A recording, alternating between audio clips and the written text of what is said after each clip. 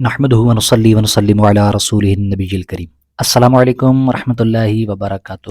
امید ہے آپ سب خیریت سے ہوں گے۔ اللہ پاک آپ سب کو ڈھیر و ڈھیر خوشیاں نصیب فرمائے۔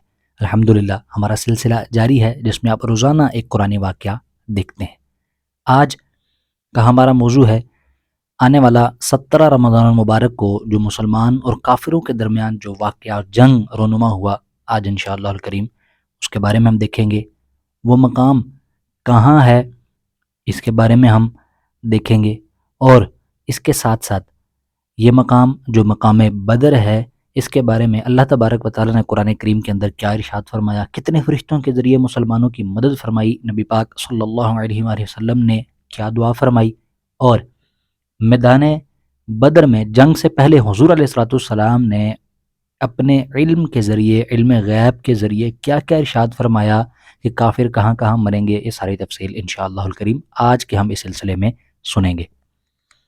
جنگ بدر یہ کفر اور اسلام کا مشہور ترین معرکہ ہے۔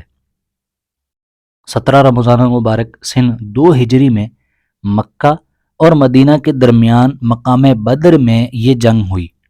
اس لڑائی میں تعداد اور اسلحہ کے لحاظ سے مسلمان بہت ہی کم تر اور پست حالی میں تھے۔ مسلمانوں میں بوڑھے، جوان اور بچے اور انصار و مہاجرین کل مل کر 313 مجاہدین اسلام میں علم نبوی کے زیر سایہ کفار کے ایک عظیم لشکر سے نبرد آزما تھے۔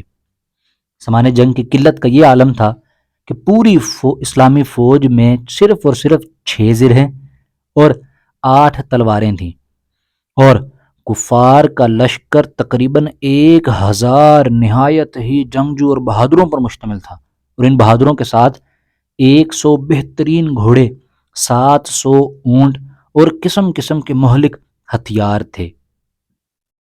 اس جنگ میں مسلمانوں کی گھبراہٹ اور بے چینی یہ ایک قدرتی بات تھی۔ حضور اکرم صلی اللہ علیہ وآلہ وسلم رات بھر جاگ کر خدا عز و جل سے لو لگائے مصروف دعا تھے کہ الہی اگر یہ چند نفوس قدسی ہلاک ہو گئے تو پھر قیامت تک روئے زمین پر تیری عبادت کرنے والے نہ رہیں گے۔ دعا مانگتے ہوئے آپ صلی اللہ علیہ وآلہ وسلم کی چادر مبارک دوش انور سے زمین پر گر پڑی اور آپ پر رقت طاری ہو گئی، یہاں تک کہ آنسو جاری ہو گئے۔ حضرت ابوبکر صدیق رضی اللہ تعالی عنہ آپ کے یار غار تھے۔ آپ کو اس قدر بے قرار دیکھ کر ان کے دل کا سکون اور قرار جاتا رہا۔ انہوں نے چادر مبارک کو اٹھا کر آپ کے مقدس کندھے پر ڈال دیا اور آپ کا دست مبارک تھام کر بھرائی ہوئی آواز میں بڑے ادب کے ساتھ عرض کیا کہ حضور اب بس کیجئے، اللہ تعالی ضرور اپنا وعدہ پورا فرمائے گا۔ اپنے یار غار صدیق جانثار صدیق اکبر رضی اللہ تعالی عنہ کی گزارش مان کر آپ نے دعا ختم کر دی اور نہایت اطمینان کے ساتھ پیغمبرانہ لہجے میں یہ فرمایا کہ سیہزم الجمع ویولون الدبر، پارہ 27 سورۃ القمر کی آیت نمبر 45 کو آپ نے فرمایا۔ ترجمہ: اب بھگائی جاتی ہے یہ جماعت اور پیٹھیں پھیر دیں گے۔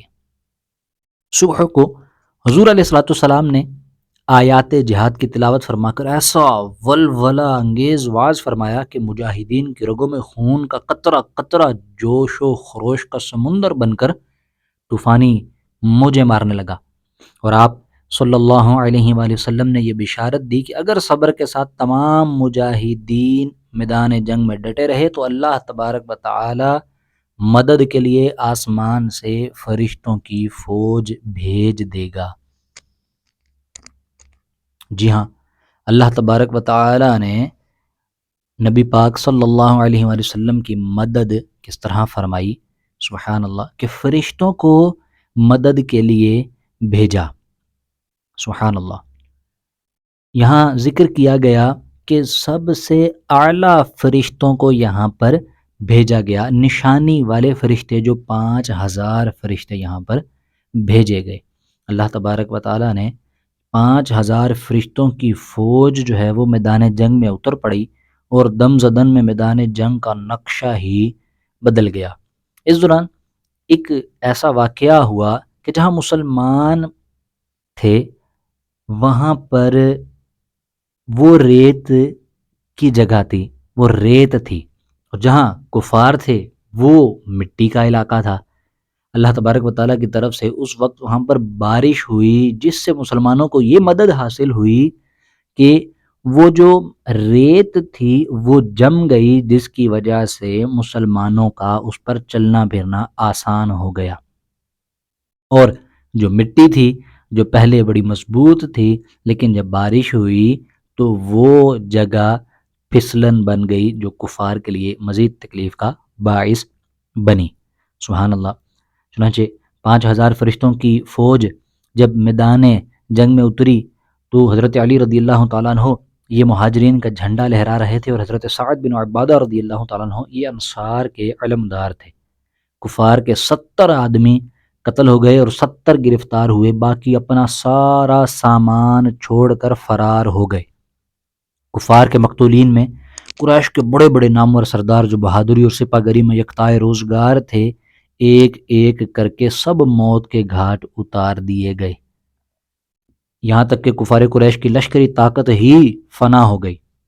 مسلمانوں میں کل 14 خوش نصیبوں کو شہادت کا شرف ملا، جن میں 6 مہاجر اور 8 انصار تھے، اور مسلمانوں کو بے شمار مال غنیمت ملا جو کفار چھوڑ کر فرار ہو گئے تھے۔ اللہ تبارک و تعالیٰ نے جنگ بدر اور فرشتوں کی فوج کا تذکرہ قرآن مجید میں جو ارشاد فرمایا، پارہ 4 سورہ آل عمران کی آیت نمبر 123 تا 126، ترجمہ: اور بے شک اللہ نے بدر میں تمہاری مدد کی جب تم بالکل بے سر و سامان تھے، تو اللہ سے ڈرو کہ کہیں تم شکر گزار ہو جب اے محبوب تم مسلمانوں سے فرماتے تھے کیا تمہیں یہ کافی نہیں کہ تمہارا رب تمہاری مدد کرے 3,000 فرشتے اتار کر؟ ہاں کیوں نہیں، اگر تم صبر اور تقوی کرو اور کافر اسی دم تم پر آ پڑیں تو تمہارا رب تمہاری مدد کو 5,000 فرشتے نشان والے بھیجے گا، اور یہ فتح اللہ نے نہ کی مگر تمہاری خوشی کے لیے، اور اسی لیے کہ اس سے تمہارے دلوں کو چین ملے، اور مدد نہیں مگر اللہ غالب حکمت والے کے پاس سے۔ سبحان اللہ۔ جنگ بدر کے اندر ہمیں یہ دیکھا کہ مسلمانوں کی تعداد اور سامان جنگ کی قلت کے باوجود فتح مبین نے مسلمانوں کے قدموں کا بوسہ لیا۔ اس سے یہ سبق ملتا ہے کہ فتح کثرت تعداد اور سامان جنگ کی فراوانی پر موقوف نہیں، بلکہ فتح کا دار و مدار نصرت خداوندی پر ہے۔ تو جب چاہتا ہے تو فرشتوں کی فوج آسمان سے میدان جنگ میں اتار کر مسلمانوں کی امداد اور نصرت فرما دیتا ہے، اور مسلمان قلت تعداد اور سامان جنگ نہ ہونے کے باوجود فتح مند ہو کر کفار کے لشکروں کو تہس نہس کر کے فنا کے گھاٹ اتار دیتے ہیں۔ مگر اللہ تعالیٰ نے اس کے لیے 2 شرطیں رکھی، ایک صبر اور دوسرا تقوی۔ مسلمان صبر و تقوی کے دامن کو تھامے ہوئے خدا کی مدد پر بھروسہ کر کے جنگ میں اڑ جائیں تو انشاءاللہ ہمیشہ اور ہر محاذ پر فتح مبین مسلمانوں کی قدم چومے گی انشاءاللہ۔